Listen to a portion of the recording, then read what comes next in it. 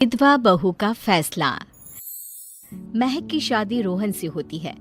रोहन माँ बाप का इकलौता बेटा होता है, लेकिन फिर किसी कारण से रोहन की मौत हो जाती है। बेटा महक, तेरे आगे इतनी बड़ी जिंदगी है, फिर बच्चों की भी जिम्मेदारी। तू कोई काम कर ले। मैं तो कहती हूँ रोहन के ऑफिस में ही बात कर ले, शायद तेरे लिए कोई काम निकल आए। हाँ माँ जी, मैं भी यही सोच रही थी, लेकिन कैसे बात करूं, किससे बात करूं, कुछ समझ में नहीं आ रहा। अब वो क्या नाम था रोहन का जो दोस्त हुआ करता था, पहले तो बड़ा आता था हमारे घर। राकेश की बात कर रहे हैं? पर वो तो रोहन के बाद से कभी आया ही नहीं, पता नहीं कहाँ है वो। आया था, एक नहीं कई बार आया था, लेकिन मैंने बाहर से ही भेज दिया। घर के अंदर झांकता रहता था, मुझे ठीक नहीं लगा। अरे आपको तो पता नहीं क्या ठीक लगता है और क्या नहीं। उसका नंबर है मेरे पास, मैं आज ही फोन करती हूँ। सास राकेश को फोन लगाती है और शाम को घर आने का न्योता दे देती है। अरे आंटी, ओहो भाग्य हमारे कि आपने घर बुलाया। मैं तो कई बार आया, लास्ट टाइम तो अंकल से मुलाकात भी हो गई थी। हाँ, वो हम लोगों को निकलना था ना कहीं उस वक्त। अरे छोड़ो ना बेटा, बोलो क्या लोगे? आपकी बहू। क्या बकवास कर रहे हो राकेश? अरे मेरा मतलब ये है कि आपकी बहू कहाँ है? भाभी जी के हाथ की चाय की बस एक प्याली मिल जाती तो। महक चाय लेकर आती है, लेकिन वो जैसे ही राकेश की ओर देखती है, उसे राकेश पसंद नहीं आता। वो अंदर जाने को होती है कि अरे भाभी जी कहाँ जा रही है? बैठिए तो सबके साथ। जी नहीं, बच्चों को खाना खिला रही हूँ, आप माँ जी से बात करें ना। अंदर जाने के बाद सास कहती है, अरे बेटा राकेश, वो क्या है ना, वैसे तो तेरे अंकल जी की पेंशन आती है, साथ ही ऊपर 2 मंजिल मकान से किराया भी, तो हम लोगों का तो अच्छा चल जाता है। लेकिन महक, उनकी चिंता आप न करें आंटी, आदेश दें बस आप तो। देखो भाग्यवान, रहने दो, कोई बात नहीं, मैनेज हो जाएगा। अरे क्या मैनेज हो जाएगा अंकल, हमें भी बता दें। आप चुप रहिए जी। अब वो क्या है ना राकेश, तुझे तो पता है कि रोहन के 2 बच्चे हैं, उनकी पढ़ाई लिखाई का खर्चा बहुत है। हम ये चाह रहे थे कि रोहन के ऑफिस में महक को भी अगर कोई काम मिल जाता तो। क्यों नहीं आंटी जी, मैं हूं ना, मैं बात कर लेता हूँ। वैसे तो आप हाँ ही समझिए। महक भाभी को बोल देना कि कल तैयार रहें मेरे साथ ऑफिस चलने के लिए। मैं मालिकों से मिलवा दूंगा उन्हें। महक अंदर से सब सुन रही थी। अच्छा आंटी जी, तो चलता हूँ, कल आ जाऊंगा। अच्छा भाभी जी, तैयार रहिएगा कल। राकेश तो चला जाता है, लेकिन ससुर सास पर बरस पड़ते हैं। मुझे ये आदमी एक पैसे का पसंद नहीं है। तुम इसे बोल दो कि हमें कहीं नहीं करवानी बहू से कोई नौकरी। अरे क्यों नहीं करवानी? सारा पैसा मैं इसके बच्चे और इसी पर उड़ा दूंगी, तो मेरी बेटी को क्या दूंगी? जरूरत क्या है तुम्हारी बेटी को तुम्हारे पैसे की? अरे वो तो पहले ही बड़े पैसे वाले घर की बहू है।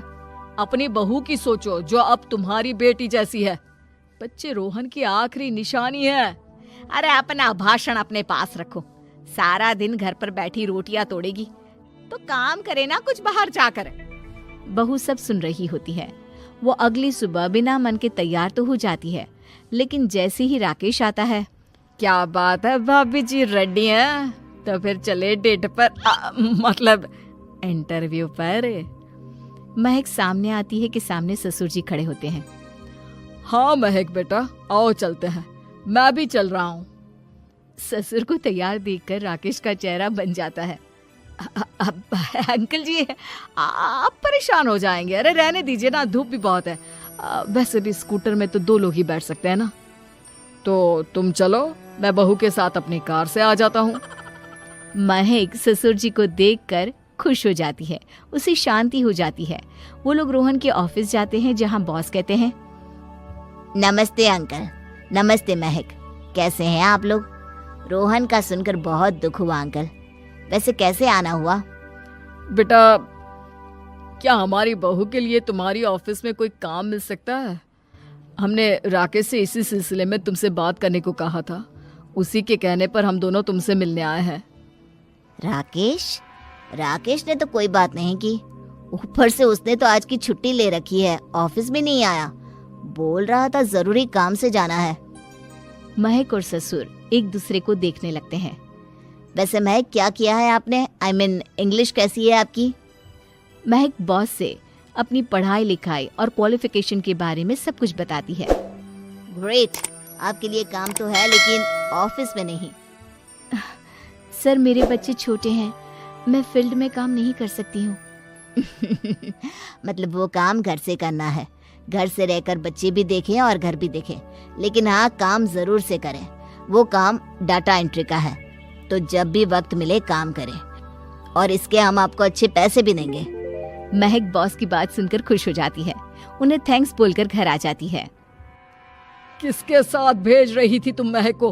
अरे वो कमीना, उसने तो ऑफिस से छुट्टी ले रखी थी, बात भी नहीं की थी उसने बॉस से बहू के काम के लिए। वो तो अच्छा हुआ कि मैं साथ में चला गया। हाँ, ठीक है, नौकरी मिल गई ना, इतना ही काफी है। समय बीतता है और एक दिन फिर दरवाजे पर दस्तक होती है। घर पर कोई नहीं था। महक दरवाजा खोलती है, देखती है तो सामने है राकेश। नमस्ते भाभी जी। नमस्ते, घर पर कोई नहीं है, आप कल आइएगा। अरे, कैसी बात कर रही हैं भाभी जी, हम तो आपकी मदद के लिए आए हैं। वो क्या है ना, अंकल जी का फोन आया था कि आपको किसी मदद की जरूरत है। महक को आश्चर्य होता है कि उसके ससुर ने राकेश को फोन क्यों किया। वो ससुर जी को फोन करती है लेकिन फोन नहीं लगता। नहीं, हम लोगों को किसी भी चीज की जरूरत नहीं है, आप जा सकते हैं। अच्छा, एक कप चाय तो पिला दीजिए। महक चाय लेकर आती है। चाय पीने के बाद, रोहन मेरा बहुत अच्छा दोस्त था। उसने मुझसे कहा था कि वो रहे ना रहे, उसके घर वालों का, खास करके आपका ख्याल मुझे ही रखना है। तो मैं कल फिर आऊंगा भाभी जी। नहीं, माता पिताजी है नहीं, वो 4-5 दिन बाद आएंगे। आप उन लोगों के आने के बाद ही आइएगा। मुझे ये सब ठीक नहीं लगता। अरे छोड़िए ना भाभी जी, लोगों का तो काम है कहना। मेरा मतलब है वो तो बोलते ही रहेंगे। आता हूँ मैं कल। महक को अब गुस्सा आ जाता है। हमेशा शांत और मधुर बोलने वाली महक पहली बार जिंदगी में फैसला लेती है, और फैसला होता है राकेश को सबक सिखाने का। बड़े बेशर्म हैं आप। किसने कहा आपको कि आप आए? अरे भैया, साफ साफ बोला ना कि नहीं जरूरत है किसी की मदद की। मैं अकेले सक्षम हूँ अपना घर संभालने के लिए। आज आखिरी बार बोल रही हूँ, इस घर की तरफ आंख उठाकर भी देखा ना तो देख लेना, वरना पुलिस के हवाले कर दूंगी। निकलो यहाँ से, या धक्के मार कर निकालूं। पुलिस का नाम सुनते ही राकेश वहां से 9-2-11 हो जाता है, और महक को अपने फैसले पर गर्व होता है।